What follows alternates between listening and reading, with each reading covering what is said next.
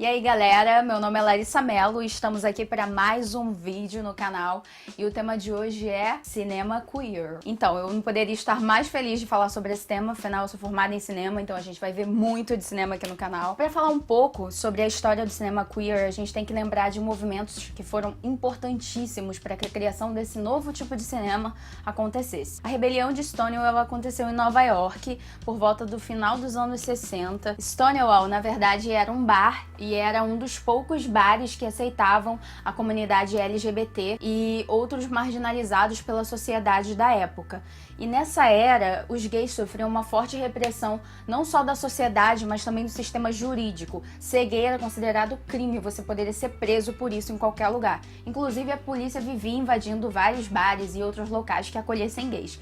E não foi diferente com Stonewall. Houve esse dia fatídico, no fim dos anos 60, em que a polícia violentamente entrou no local e os gays continuaram com as suas manifestações e assim, o mundo todo ficou sabendo e hoje é um dos motivos tão importantes pra gente continuar lutando pelos direitos civis LGBTs e pra gente lembrar dessa época tão triste, que ainda é triste até hoje, ainda é difícil, e pra gente se inspirar e resistir. O cinema queer meio que nasce nesse momento aí, nos anos 60, com grande força, porque era um momento em que vários movimentos estavam rolando. Manifestações contra a guerra do Vietnã, feminismo com toda a força, movimento negro. O cinema queer, ele achou força nesse movimento de contracultura e seguiu em frente. Inclusive a Nouvelle Vague, né, que é um movimento de cinema francês que inspirou uma nova forma de fazer cinema para o mundo inteiro, foi um dos motivos de origem dos primeiros filmes gays e experimentais que rolaram.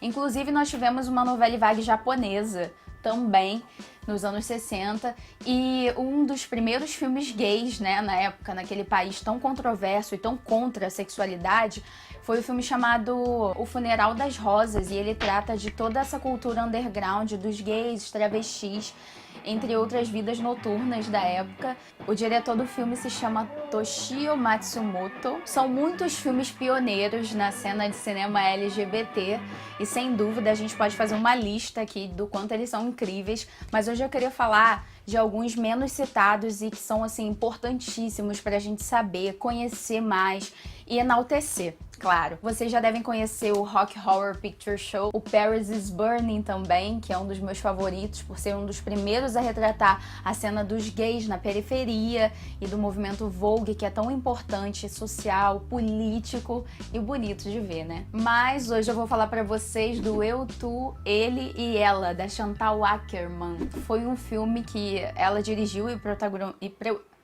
protagonizou, que conteve a primeira cena de sexo explícito de lésbicas na tela. Então, assim, tem uma importância e uma dimensão muito grande, porque não era um homem que estava filmando, e sim uma mulher lésbica, né? E nós temos também o filme The Watermelon Woman, da Cheryl Dania. Foi o primeiro filme afro-americano lésbico a ser lançado no cinema.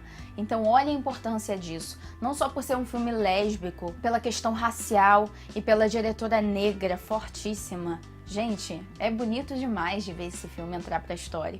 E triste demais de saber que pouca gente conhece a diretora e o filme. Então a minha missão hoje era falar um pouquinho desse cinema queer e dessas duas diretoras incríveis que vocês precisam conhecer. Eu vou dar um curso no Rio de Janeiro sobre cinema queer, estética e ativismo, então o curso vai ser bem mais completo do que o vídeo. Quem for do Rio de Janeiro, dá uma olhada na ementa, se inscreve. E é isso, gente. Obrigada pela audiência. Beijo.